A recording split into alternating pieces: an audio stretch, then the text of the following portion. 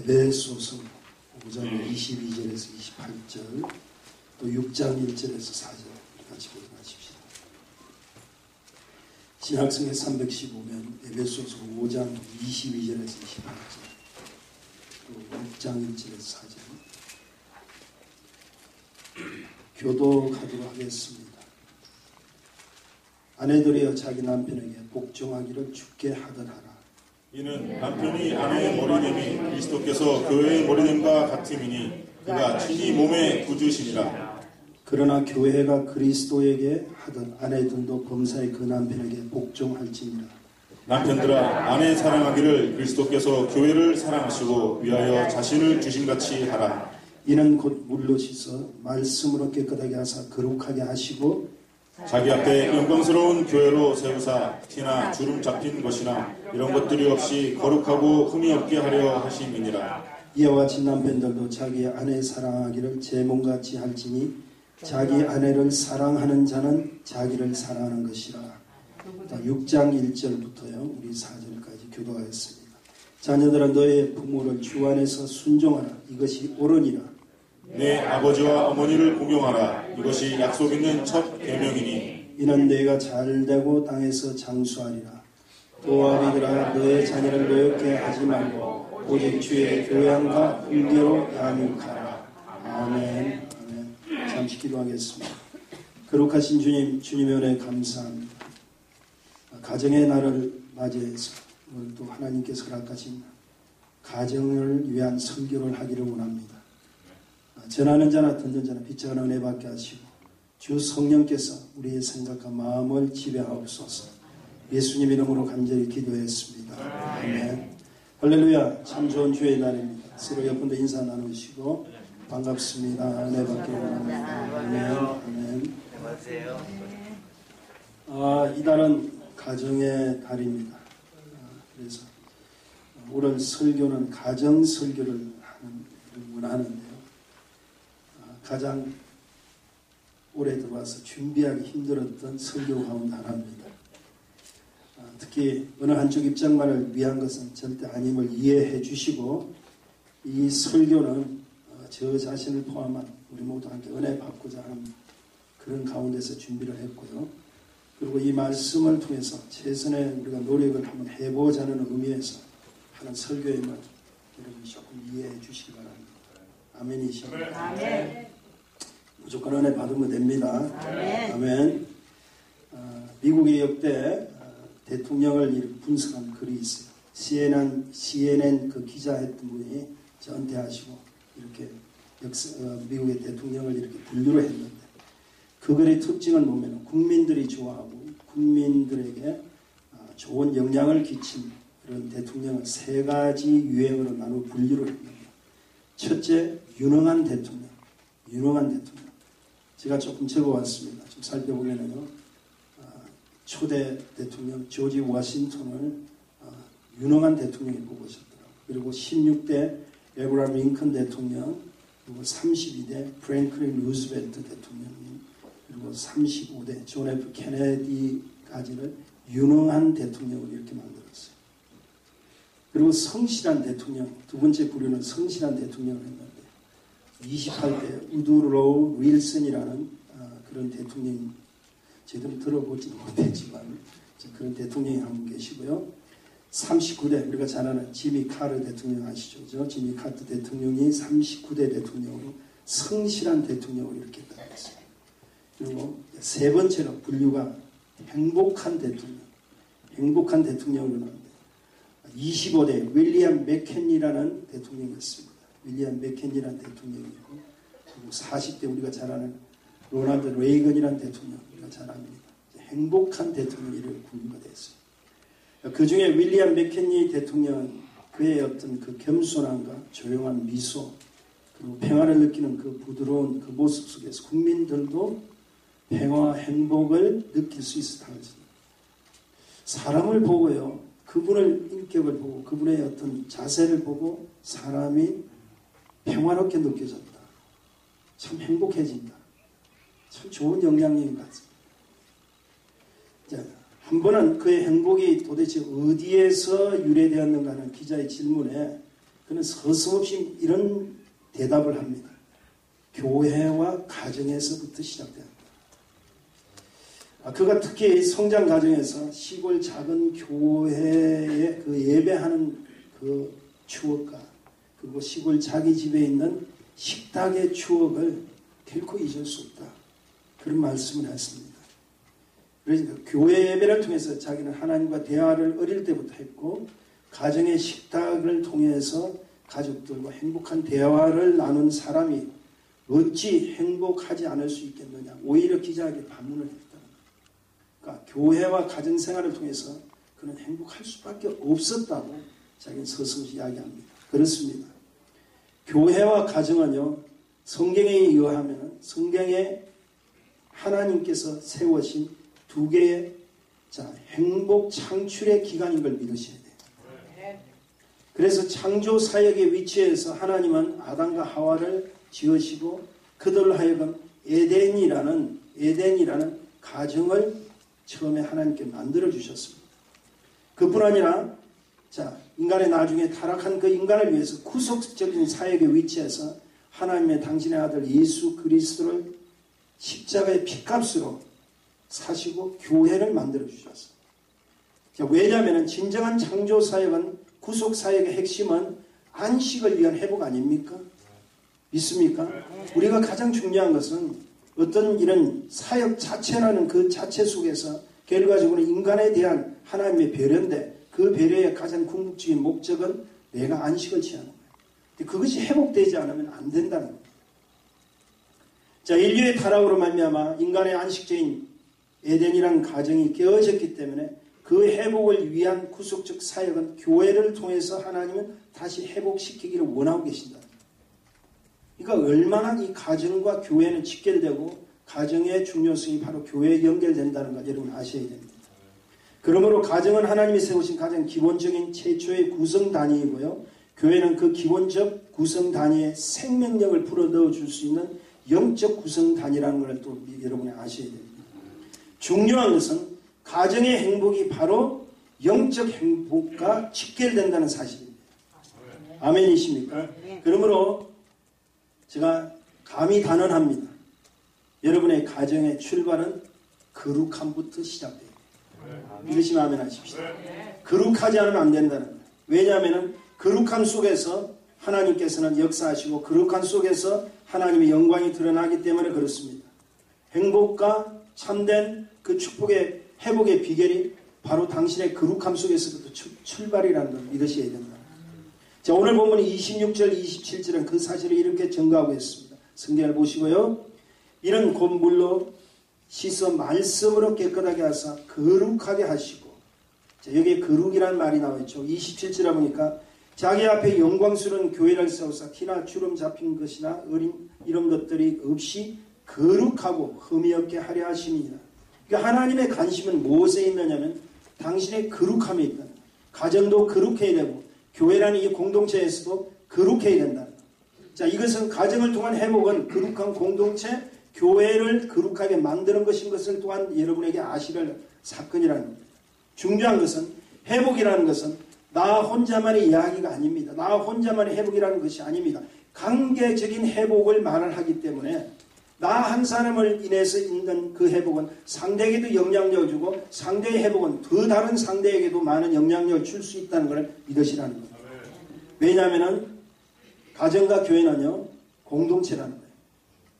내 한 사람으로 이루어지는 가정이 이루어지는 것은 없습니다. 내 한 사람으로 이루어지는 교회라는 것도 없습니다. 그러므로 그 공동체의 관계를 결코 우리는 잊어서는 안 됩니다.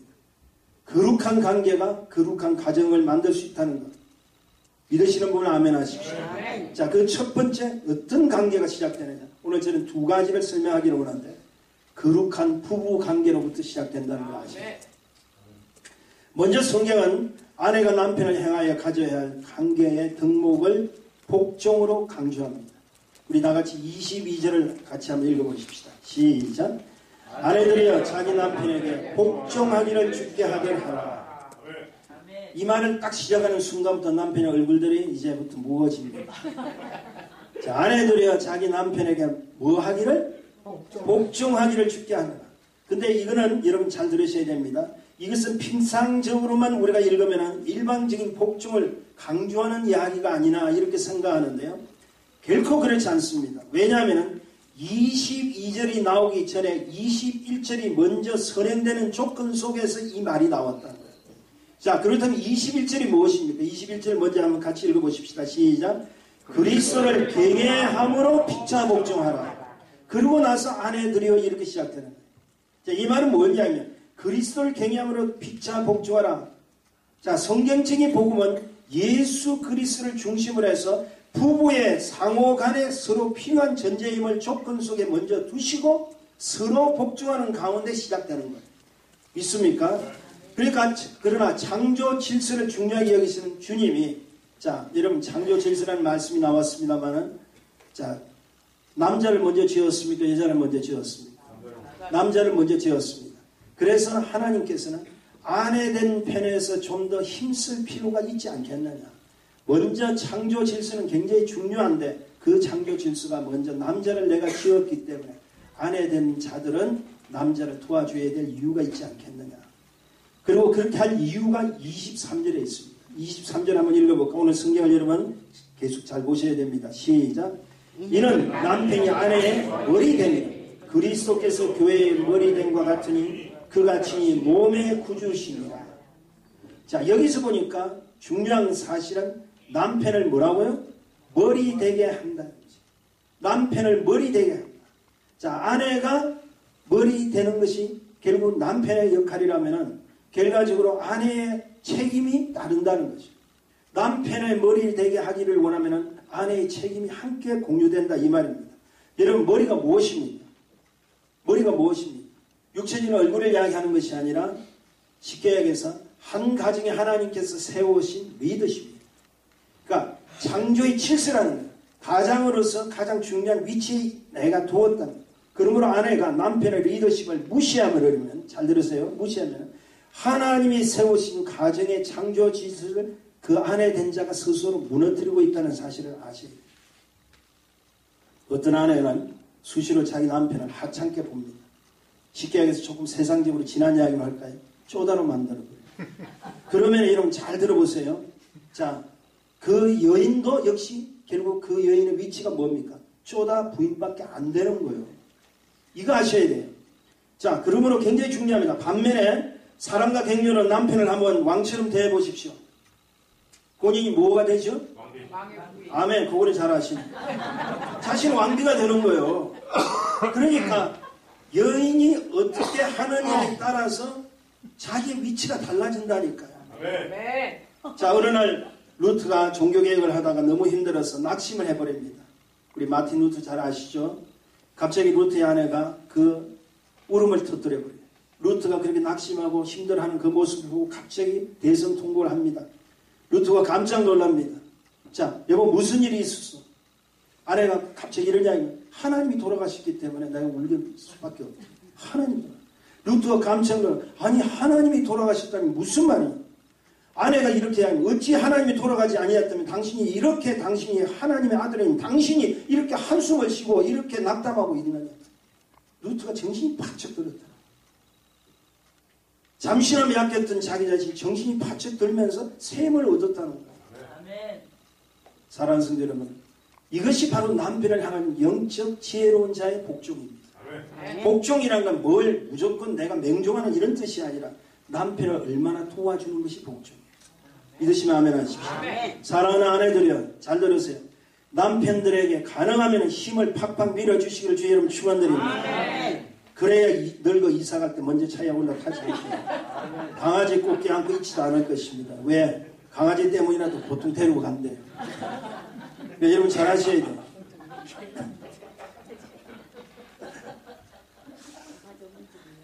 한국 서울에 가면은 한국 서울에 가면은 저 남산길 저렇게 입구에 올라가는 옛날에는 그 도쿄 호텔인가 뭐 그 자리 맞은편에 보면 여성교회관 혹시 보셨는지 모르겠는데 한국 여성교회관은 있는데요.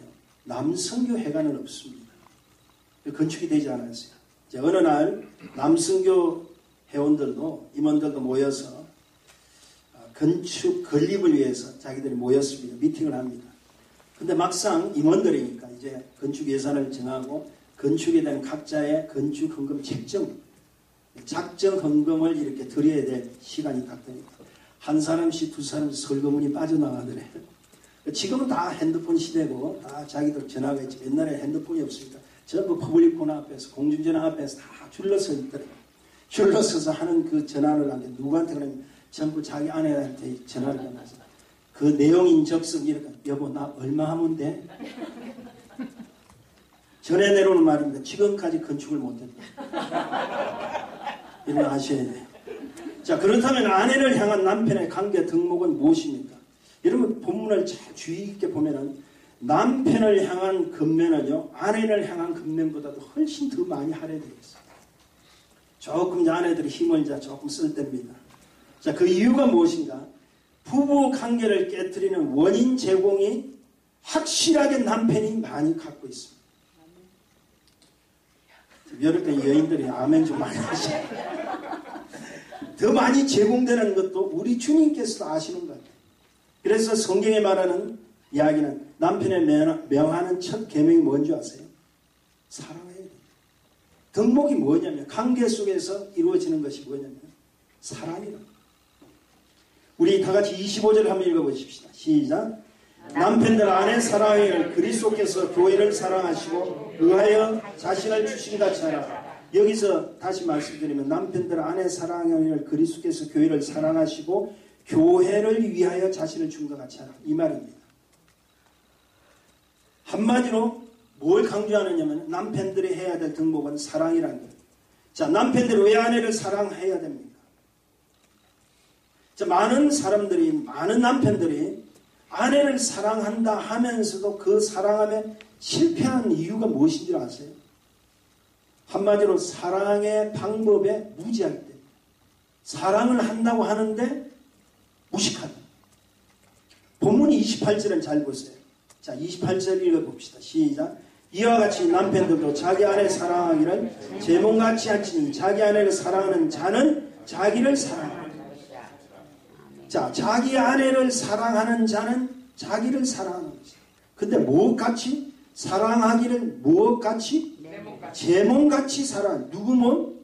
자기 몸처럼 사랑해. 여기서 주목할 것은 자기 몸처럼 사랑하라. 자, 이거는 뭘 이야기해요? 우리가 자신의 몸을 어떻게 해야 되죠? 어떻게 해야 되죠? 자, 자신의 몸을 사랑해야 되잖아요. 믿습니까? 그것은 자신의 몸을 사랑하려면 먼저 가장 중요한 것은 자신의 문제, 그 존재 실체가 하나님이 지어주신 것에 첫 번째 감사할 줄 알아요. 그러면 감사하게 되니까 자신의 존재를 어떻게 되죠? 자기가 사랑할 수밖에 없잖아요. 자기의 존재를 귀하게 여길 수밖에 없잖아요. 가치 있게 여길 수밖에 없잖아요. 그러니까 그 몸, 자기 자신에 대해서 스스로 뭐가 되느냐면 두 번째로 민감할 수밖에 없어요. 그러니까 여러분 그거 아셔야 됩니다. 자기 자신이 자기에 대해서 민감하지 않으면 안 되잖아요. 자기 자신이 자기에 민감하지 못하면 자신도 모르게 방탕해져 버리고 자신도 모르게 병들어 버리고 자신도 모르게 영적으로 타락해도 몰라요. 민감하지 못하니까. 내가 이것이 지금 죄를 짓고 있고 죄인들 속에서 하는 행동인지 모른단 말이에요. 왜 그렇습니까? 민감하지 못해요. 그러니까 만약에 자기 몸을 사랑하는 자 같으면 어떻게 하죠? 그 자기 자신에 대해서 민감해야 될 거예요.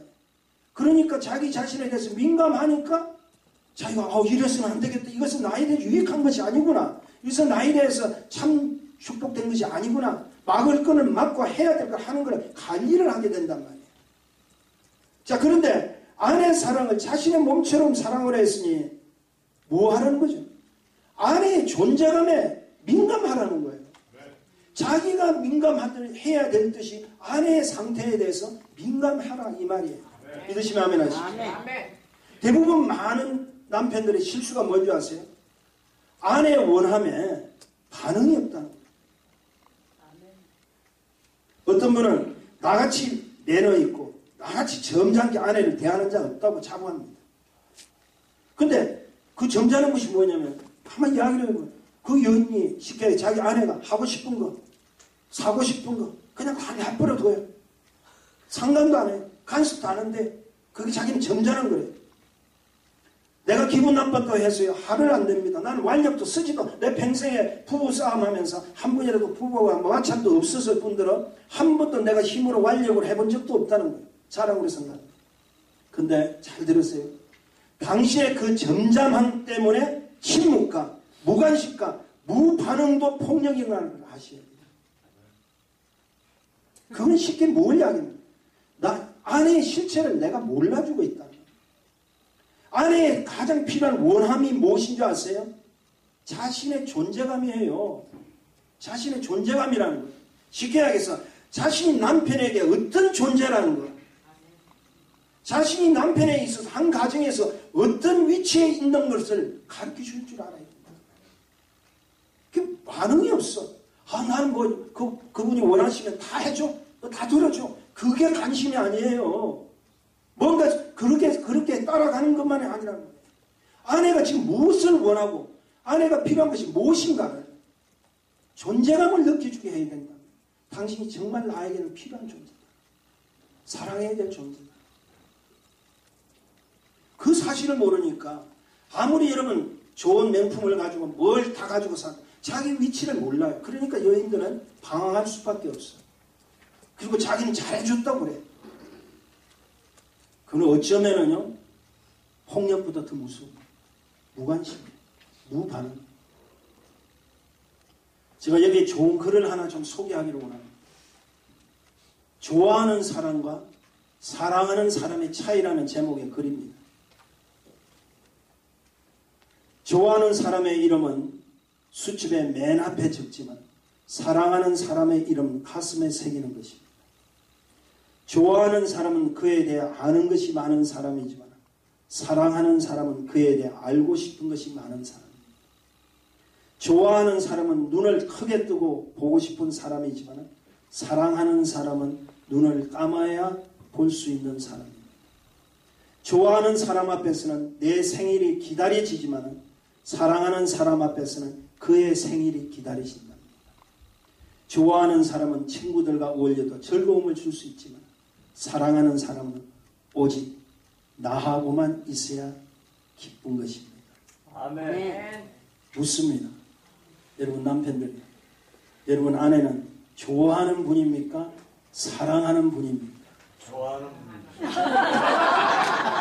내가 아무리 설명을 해도 아직도 이해가 되지 않아. 잘 생각해보세요. 아내가 원하는 것이 뭡니까? 단지 나를 좋아하는 존재로 여기지 말라는 거죠. 내가 이런 분을 데리고 목회를 하고 있습니다. 기억하십시오. 가정의 거룩함은요, 아내의 존재감부터 시작돼요. 가정에 필요한 것은요, 남편의 존재감부터 필요합니다. 서로에 대한 존재감이 눈에 뜨일 때 비로소 거룩한 가정이 시작되는 거예요. 믿으시면 아멘 하십시오. 자, 첫 번째 관계가 뭐라고요? 거룩한 부부 관계입니다. 그렇다면은 두 번째 관계는요, 부모와 자녀 관계입니다. 오늘 저는 이 두 가지를 가지고 설명을 끝낼게요. 성경은 먼저 자녀들이 부모에 대해서 가져야 덕목을 이렇게 강조합니다. 본문 6장 1절에 보니까 자녀들아 너의 부모를 주 안에서 순종하라. 이것이 옳으니라. 자, 6장 2절에 보니까 내 아버지와 어머니를 공경하라. 이것이 약속 있는 첫 계명이니 이는 내가 잘되고 땅에서 뭐라고요? 장수하리라. 자, 그러므로 부모와 자녀 관계에서 가장 필요한 덕목이 무엇이냐면은 순종과 공경입니다. 믿으시면 아멘. 이거는 실제적인 삶 속에 그대로 적용한다면 순종은 뭐예요? 옳은 일이라는 거예요. 옳은 일. 믿으시면 아멘 하십시오. 옳은 일은 뭘 이야기하냐면 당연한 일이라는 거예요. 자, 공경은 뭘 이야기합니까? 하나님의 명령한 계명에게 잘되고 장수한다. 즉 축복의 수명이 길어진다는 거예요. 길어진다는 거예요. 왜 옳다는 겁니까? 왜 순종하고 공경하면 잘되고 장수한다는 겁니까? 이것은 부모 없는 자식이 어디 있다는 말과 똑같은 거예요. 가정의 본질적인 핵심은요, 쉽게 해서 부모와 자녀의 관계 속에서 하나님의 나라를 이루어 나가는 것이 축복인 걸 믿습니다. 천국의 모양을 이루어 나가야 되는 것이 우리가 본질적으로 해야 될 사명인 걸 믿으셔야 돼요. 그래서 6장 4절은요, 뭐라고 이야기합니까? 자, 오직 주의 교양과 훈계로 양육하라. 자, 또 아미들아 너의 자녀를 노엽게 하지 말고 오직 주의 교양과 훈계로 양육하라. 결국 주를 떠난 관계의 행성은 복되지 못한다는 거예요. 모든 시작도 주를 영광을 돌리고 주님의 가르침으로 시작하고 주님의 가르침으로 마무리 지어야 될 것이 가정이고요. 교회라는 거예요. 믿으시면 아멘 하십시오. 그러므로 부모 자녀 관계 속에서 서로 신뢰할 수 있는 육적 교감이 아니요 주님 안에서 영적 교감을 이룰 수 있는 덕목이 필요해요. 그 덕목이 무엇인지 아세요? 사랑이라는 거예요. 그래서 자녀는 부모를 사랑으로 순종하며 공경하고 부모는 자녀를 사랑함으로 주님의 가르침으로 훈계해야 됩니다. 사랑이 결여되면요 안 됩니다. 결국 하나님의 사랑이 가정에 당신의 가정에 우선되지 않으면 무너지고 부서질 수밖에 없다는 걸 아셔야 돼요. 기억하십시오. 자녀는요 부모의 말을 듣고 배우는 것이 아니라요 부모의 삶을 보고 배웁니다. 믿습니까?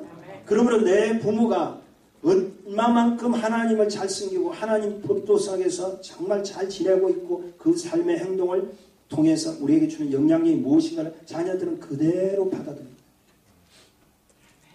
어릴 때부터요 말씀 속에서 어릴 때부터 기도하는 속에서 어릴 때부터 찬양을 드리는 그 가운데 아이들 키워보세요.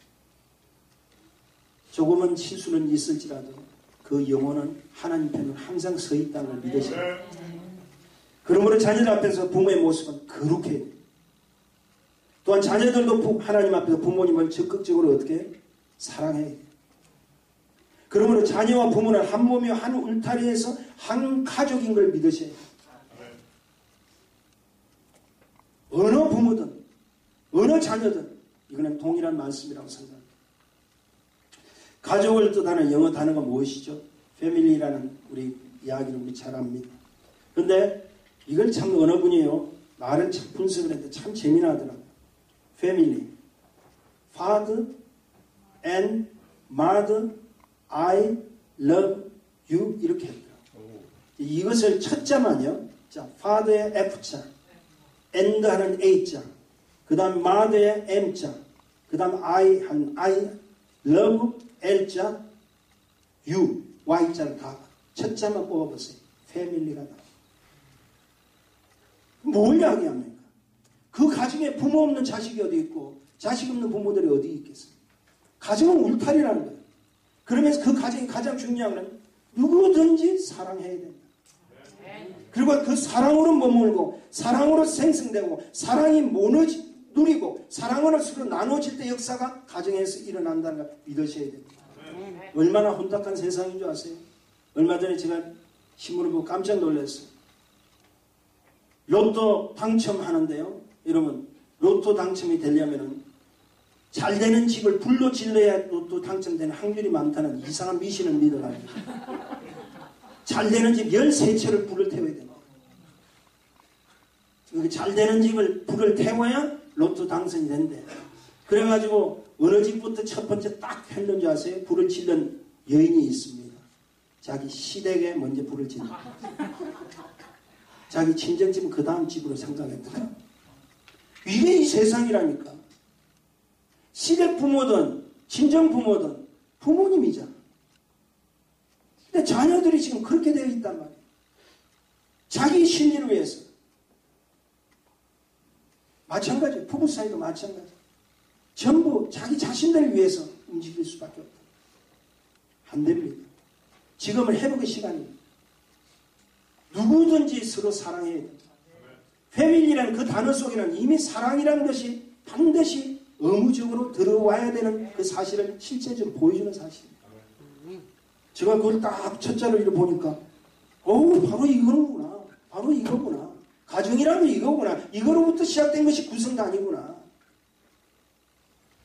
저는 누구 편을 드는 것이 아니에요. 우리 모두에게 배워야 될 사건인 줄 믿습니다. 아멘이십니까? 오늘 제가 이 말씀을 여기 드리면서 꼭 여러분에게 소개해야 될 영상이 하나 있어요. 제가 그 영상을 처음에 보고 사실 제가 많이 울었어요.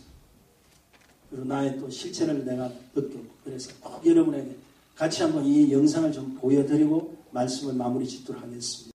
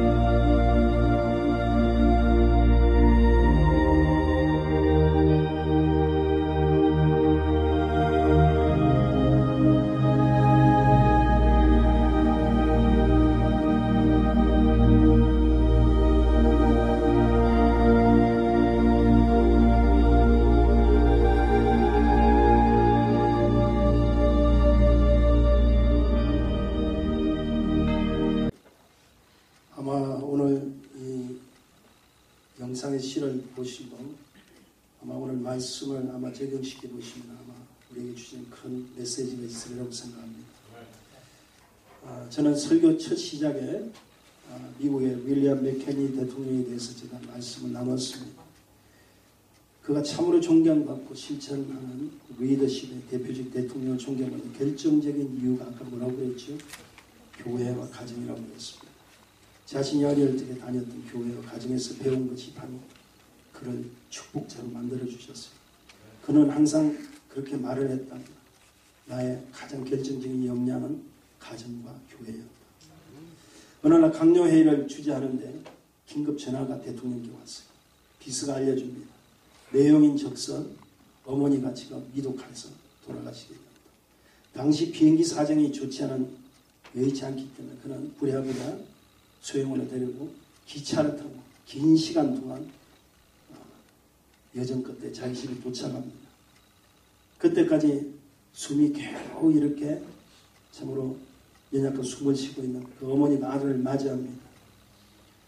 맥케니가 도착해서 어머님 접니다. 하실 말씀 있으세요? 이랬더니 그래 너가 올지 꼭 알았다. 내 한 가지 소원이 있는데 내가 어릴 때 너를 때론 등에 업고 때론 너를 손을 이렇게 붙들고 갔던 우리 교회에 나를 한번 데리러 가줄 수 없겠느냐.